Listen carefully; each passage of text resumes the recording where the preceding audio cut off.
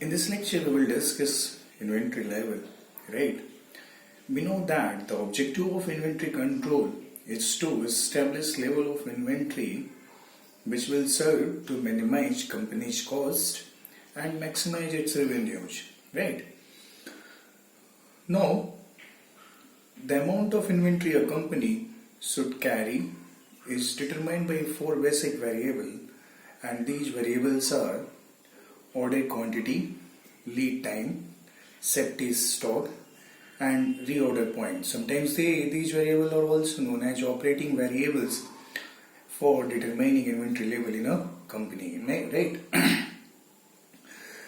Now, if the inventory is plotted against time, right, then the graph comes like a sawtooth pattern. Here I have mentioned it, right? This portion from O to A, this is showing the current inventory stock, right, at earlier at the start of the productions, right? Now, starting from the instant when inventory OA is in stores, it consumes gradually in a quantity from A along to D, from A along to D at a uniform rate, right? Until point D is reached, and again the inventory raises to the original level when a fresh stock is received, right? What we will discuss, right? First variable, how it affects to determine the inventory level, that is reorder point. Let's see. If we see that it always takes days between initiating an order, right, and receiving the required quantity. There will be a lead time. There will be a time between receiving an order, right, initiating an order and receiving the required quantity. Therefore, when the quantity reaches the point B, then purchase requisition is initiated, so that at the point D, when only reserved stock is left, when only safety stock is left, right, the order material is supposed to reach, and again the total quantity shoots up to its maximum value, right? That is the maximum inventory stock. That is the point A. Now, we can see that this reorder point indicates that at this time the purchase order should be initiated, and if not done so, the inventory may exhaust and even the reserve stock utilized before the new material arrives, right? It may result when this safety stock is utilized, right, then there will be no stock, quantity will be zero, and it may result in a stoppage of production. To avoid such conditions, we must initiate an order at reordered points before coming to safety stock, so that when we reach up to safety stock, right, at point D, our order is received, and again inventory maintained comes to maximum level, right? We can understand it with an example. Suppose 1 month is required for delivery of the 500 units, and that the item is used for a company. 1 month is required for delivery of the 500 units, and that the item is used at a rate of 200 units per month, right? As a result, when we see 200 units will be used during the procurement period. Suppose the company does not want the inventory to drop below 100 units, an order must be placed when the inventory level reaches 300 units, and this is equal to the minimum inventory of 1000 units plus the 200, it will be not 1000, it will be 100 units plus the 200 units which will be used while the order is being processed.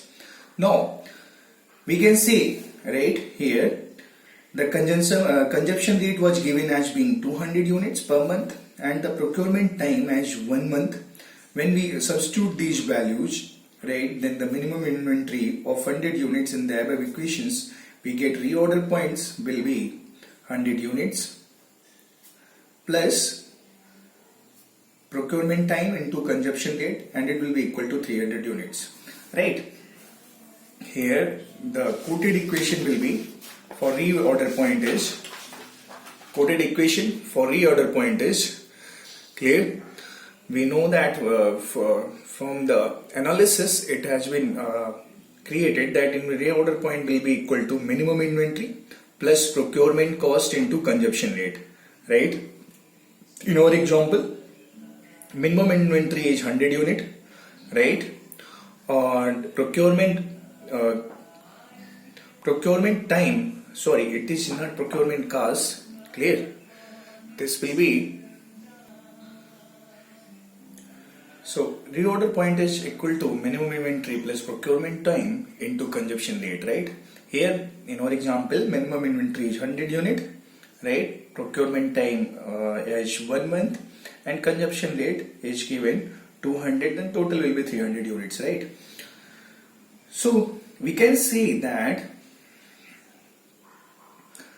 minimum inventory will be 100 units, right? In our example, and the reorder points will be 300 units, and the reorder quantity will be 500 units.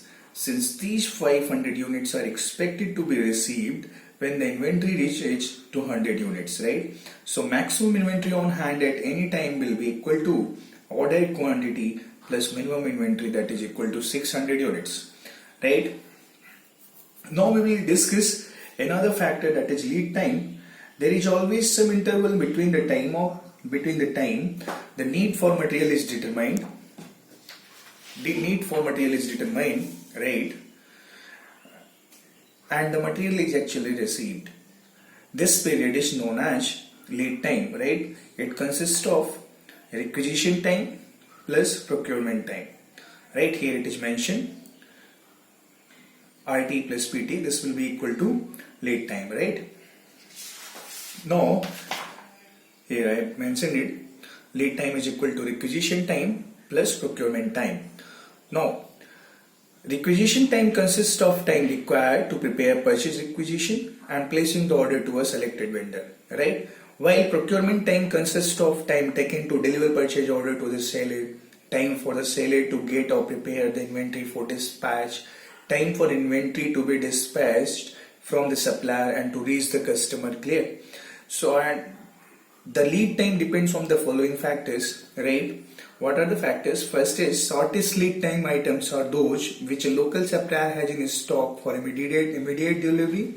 Even in such a case, a company usually allows a week's lead time to permit both the buyer and supplier to process the order efficiently and economically, right? Much longer lead time items are those which are made to order supplied by out of town supplier and also more complex item. Third, lead time also varies for identical items from supplier to supplier, right? And fourth is lead time varies at various stages of business cycle, right? For example, a machine tool manufacturer may require 1 or 2 months time when the business is depressed, but at the peak period it may take a year or more, right? Now third factor which determines the level of inventory is safety stock, right? Now safety stock is always related with the average inventory, right? And if the use rate and lead time could be predicted correctly, it would be possible to limit maximum inventory of items to the order quantity, right? In this case, the maximum inventory would be equal to the order quantity, the average inventory would be equal to Q by 2, and minimum inventory would be 0, right? That means here, see in this figure, right? If the use rate and lead time could be predicted correctly, right? If lead time and use rate predicted correctly, then it would be possible to limit maximum inventory of item, right? This OA curve will be then equal to EA, because EA is a order quantity, right? EA is order quantity. Then this is our safety stock, then there will be no role of safety stock. Our minimum inventory will be 0, right? This is maximum inventory line, this is minimum inventory line, right? And this is our safety stock. If lead time prediction is correct, then there will be no safety stock, clear? And there will be no minimum inventory, right? Our maximum inventory will be equal to the order quantity. But this is not possible in actual cases. Why? Because supplier may fail to keep delivery promises and the forecast of use rate may be inaccurate. Clear? Therefore, it is always required to maintain an extra inventory to protect against unreliable forecast and protection against stock outs. This extra inventory is known as reserve stock and our safety stock, base stock, or sometimes also it is known as buffer stock. Clear? In this case, the maximum inventory is equal to the order quantity plus the safety stock, and minimum inventory is equal to the safety stock.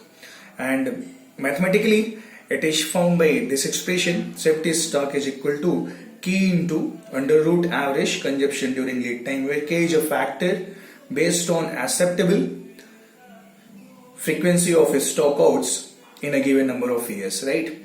Maximum inventory is equal to order quantity plus safety stock, and minimum inventory is equal to safety stock. Clear? This is all about today's lecture. Next lecture we will discuss inventory cost.